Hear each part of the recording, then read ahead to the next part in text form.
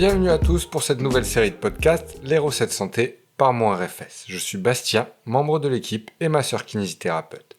Ici, pour chaque épisode, on prend un article scientifique qu'on a rédigé pour vous et on vous le cuisine à l'oral, pour que vous repartiez avec quelque chose de concret, que vous soyez kiné, médecin, ergo, étudiant en santé ou patient curieux. Tous nos articles sont disponibles en accès libre sur notre site monrfs.com, rubrique blog. Aujourd'hui, on attaque cette série avec un sujet qui divise autant qu'il passionne, les étirements. C'est parti! Dans cet épisode, on passe en revue 6 ans de méta-analyse pour vous donner un cadre de décision concret. Quel que soit votre profil, vous allez repartir avec des réponses claires. Pour ceux qui nous écoutent au volant, en plein footing ou en salle de sport, pas d'inquiétude. Ce podcast est conçu pour être parfaitement fluide, même sans le support visuel. Tout le contenu important, vous l'aurez à l'oreille. Tout est parti d'une interrogation de stagiaire lors d'un échange avec un kinésithérapeute en clinique. Est-ce que ça sert vraiment à quelque chose d'étirer ce patient ? Entre recherche scientifique et échange clinique, les avis se sont révélés étonnamment divergents. Le kiné dit oui, le préparateur physique dit ça dépend, l'entraîneur dit jamais avant l'effort. Et quelqu'un sur internet vous a dit que c'était inutile, voire dangereux. Alors qui a raison ? Eh bien tout le monde et personne. Parce que la vraie réponse, celle que nous donnent les méta-analyses entre 2020 et 2026, c'est que les étirements ne fonctionnent pas en bloc. Le type d'étirement, sa durée, son timing, l'objectif et le patient, tout ça change absolument tout. Prescrire des étirements sans préciser la modalité, la durée et l'indication, c'est prescrire un médicament sans posologie ni indication. Pour répondre sérieusement à cette question, nous avons compilé une revue systématique de données actuelles. L'objectif, passer d'une habitude aveugle à une prescription chirurgicale. Dans cet épisode, je vous présente un article co-rédigé par Arnaud, kinésithérapeute et fondateur de mon RFS, avec 2 étudiants MKDE de l'IFMK de Montpellier, Thomas et Lucie.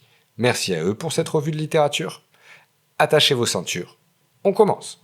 Pour y voir clair dans cet arsenal technique, commençons par une cartographie des étirements. On peut regrouper les méthodes en 3 grandes familles.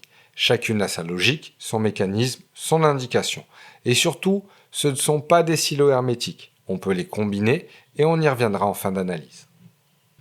La première famille, ce sont les étirements passifs, ceux dont l'objectif est de détendre le système. On se place dans une position, on utilise la gravité ou un appui extérieur et on maintient. C'est l'outil classique pour calmer le système nerveux et relâcher la tension tissulaire. Idéal en récupération, en fin de journée ou pour éteindre une tension résiduelle après l'effort. Mais, et c'est là que tout se joue, la durée change radicalement les effets. On y revient dans le bloc suivant avec la règle des 60 secondes. Deuxième famille, et là on change de registre, les techniques neuromusculaires. Ici, on ne subit plus l'étirement, on devient acteur de son amplitude. Cette famille regroupe plusieurs approches complémentaires. Première approche de cette famille, les étirements actifs et dynamiques. Ce sont des mouvements oscillatoires contrôlés, progressifs. Ils préservent les capacités de production de force, le ressort musculaire reste armé, et offrent des gains d'amplitude comparables aux étirements passifs. Recommandés avant toute activité sportive. Dans cette même famille, il y a les CARS, les rotations articulaires contrôlées. Issus du système FRC, les CARS consistent à dessiner le plus grand cercle possible avec une articulation, épaules, hanches, chevilles, en maintenant le reste du corps en contraction maximale. Cette irradiation permet d'isoler le mouvement de l'articulation ciblée et d'éviter toute compensation. L'idée, explorer et entretenir l'ensemble du territoire articulaire, pas seulement les amplitudes confortables. Un outil puissant pour le contrôle moteur et la prévention. Une mention également pour les étirements balistiques, des mouvements rapides et rebondis en fin d'amplitude. Les données de Matsuo montrent un gain de flexibilité comparable aux étirements dynamiques, mais les contraintes sur le tendon sont plus élevées, à utiliser avec progression et un échauffement préalable, jamais en première intention.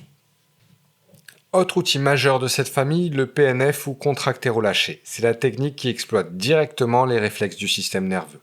On place d'abord des muscles en position d'étirement maximal, en course externe, puis on le contracte fortement pendant 5 à 6 secondes. Puis on relâche. C'est à ce moment-là que les organes tendineux de Golgi lèvent le frein neurologique. L'activité électrique musculaire chute de 60 à 80%. Le système de protection se désactive temporairement et on gagne une amplitude immédiate que le statique seul ne permet pas d'atteindre rapidement. Et pour finir cette famille, la grande avancée de la littérature 2024-2025, le renforcement en pleine amplitude. Le principe, on gagne de la souplesse en soulevant des charges. Les travaux de Rosenfeld et Murakami montrent que ce renforcement produit des gains d'amplitude équivalents au statique passif prolongé, avec en prime des gains de force et d'hypertrophie. Pour tout sportif qui veut être à la fois plus souple et plus solide, c'est aujourd'hui l'option la plus complète. Troisième famille, et là on change complètement d'échelle avec les approches globales. On ne regarde plus un muscle isolé, mais une chaîne entière. Traiter le symptôme, c'est travailler un seul maillon. Traiter la cause, c'est réviser l'ensemble de la mécanique. Dans cette famille, on y trouvera entre autres la rééducation posturale globale, la méthode Mézières et le stretching global actif de Souchard. La RPG et Mézières travaillent sur les chaînes myofasciales dans leurs ensembles via des postures actives maintenues associant respiration contrôlée et contractée relâchée en fin d'amplitude. La SGA de Souchard, c'est la version auto-exercice, accessible en autonomie après une initiation kiné. Ces approches évitent les compensations intersegmentaires qu'on observe quand on travaille muscle par muscle. Et les données sur la lombalgie chronique sont probantes. On peut d'ailleurs retrouver ce travail d'étirement global dans certaines pratiques bien connues, comme le yoga ou le pilate, où le corps est sollicité dans son ensemble, associé à des techniques de respiratoire variées.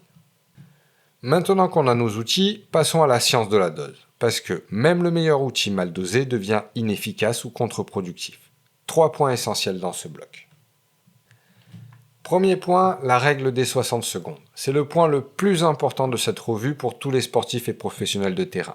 Les méta-analyses de Warnke et Bem sont formelles et le chiffre à retenir, c'est 60 secondes par groupe musculaire. En dessous de 60 secondes, perte de force triviale, parfaitement acceptable dans un échauffement complet. Au-dessus de 60 secondes, le muscle entre dans un relâchement trop profond. Il a perdu son explosivité. Cette pratique est donc réservée à la rééducation et au travail de souplesse hors performance. Jamais avant un match, jamais avant un record. Deuxième point, pourquoi est-ce que ça fait du bien ? L'étirement n'est pas un simple élastique qu'on tire, c'est une cascade de réactions chimiques et nerveuses avec des durées d'effet très différentes. L'article identifie 3 fenêtres temporelles à connaître. La première fenêtre, c'est l'effet flash, l'effet neural. Le cerveau lève le frein à main musculaire. Baisse d'activité électrique de 60 à 80% via les organes tendineux de Golgi. Puissant et immédiat, mais éphémère. Quelques secondes à 2-3 minutes maximum. Deuxième fenêtre, l'effet malléable, l'effet viscoélastique. Imaginez un tissu conjonctif qui s'assouplit progressivement sous l'effet d'une contrainte maintenue, comme un matériau qui se déforme lentement avant de retrouver partiellement sa forme initiale. Les structures deviennent mécaniquement plus souples pendant environ 1h30. C'est la fenêtre de travail du praticien. Et la troisième fenêtre, la tolérance. C'est le mécanisme le plus mal compris. L'étirement libère des endorphines et active le système nerveux parasympathique. On ne devient pas forcément plus long structurellement tout de suite, mais on tolère mieux la sensation d'étirement. C'est pour ça que vos patients disent qu'ils ont besoin de s'étirer. C'est une réponse physiologique réelle, documentée. Pas un placebo. Troisième et dernier point pour ce bloc, le programme chronique. Une séance isolée, c'est un confort passager. Pour transformer durablement vos tissus et votre amplitude, la littérature est claire. 2 à 5 séances par semaine, 4 à 8 semaines. C'est là que les adaptations deviennent structurelles et neurologiques. Et les données de Conrad montrent que les gains se maintiennent plusieurs semaines après l'arrêt du programme. On arrive maintenant aux applications cliniques. L'article nous invite à sortir d'une vision rigide pour adopter une vision stratégique. On va aborder ça sous 3 angles. Les idées reçues, les objectifs et les profils. Premier angle, le choc des idées reçues. 2 en particulier méritent d'être démontés. La première idée reçue, c'est le lien entre les étirements et les courbatures. Soyons directs, les méta-analyses sont unanimes, l'étirement post-effort a un effet nul sur la récupération musculaire et les courbatures. C'est un outil de confort purement subjectif, ça calme la sensation de raideur, mais ça ne répare rien. Pas d'indication systématique après l'effort. Deuxième idée reçue, les étirements et la prévention des blessures. Sur le risque global de blessure, pas d'effet significatif. En revanche, les données de Takeuchi et Su montrent un effet protecteur modeste et spécifique sur les déchirures musculaires directes dans un échauffement progressif. Pas d'effet sur les entorses ni les tendinopathies.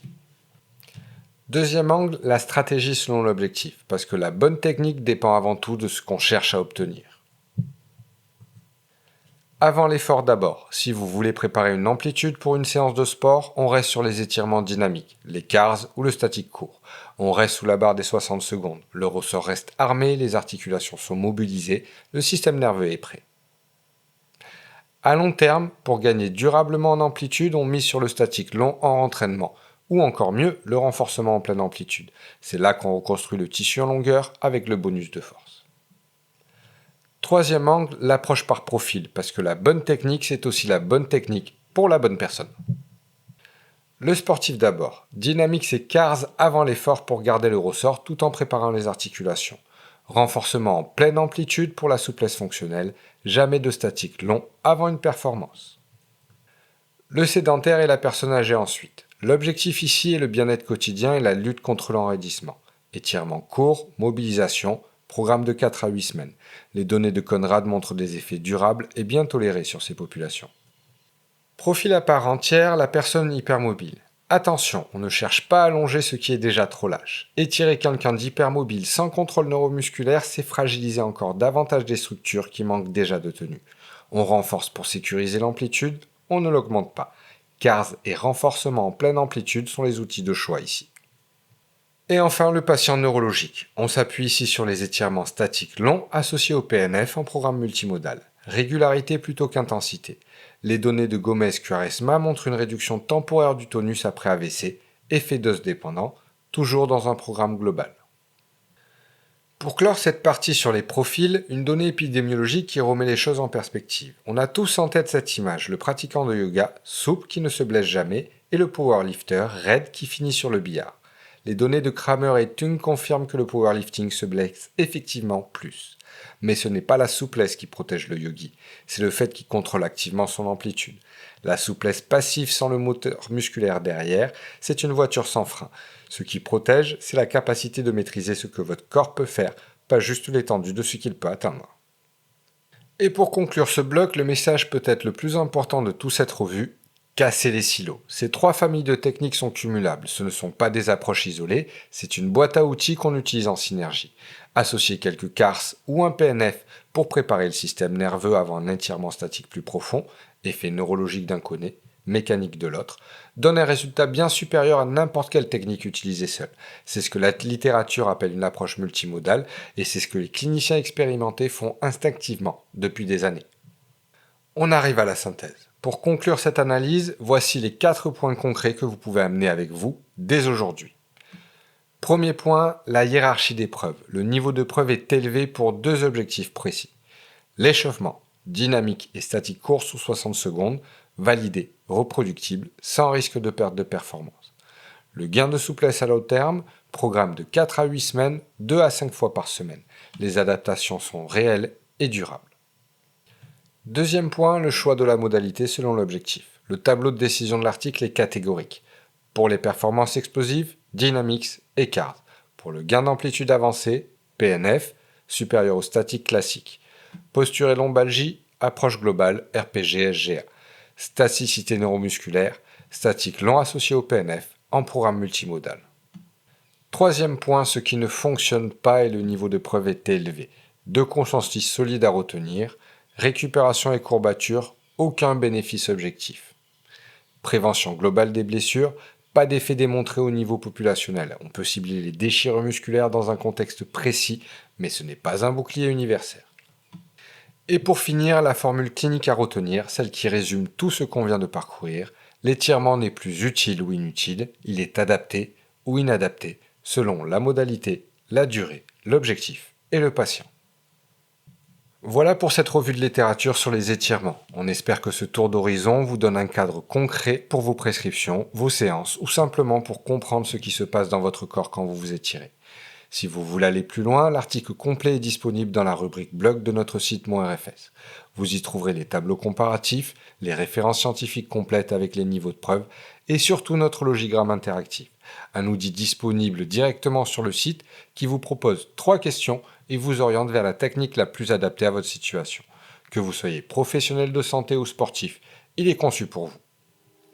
Merci à Thomas et Lucie pour leur contribution à cet article. Merci à vous pour votre écoute. Si cet épisode vous a apporté quelque chose, likez la vidéo et abonnez-vous. Ça nous aide énormément à faire connaître le contenu. Et si vous avez une question ou une expérience clinique à partager sur les étirements, les commentaires sont là pour ça. On se retrouve très bientôt pour un prochain épisode.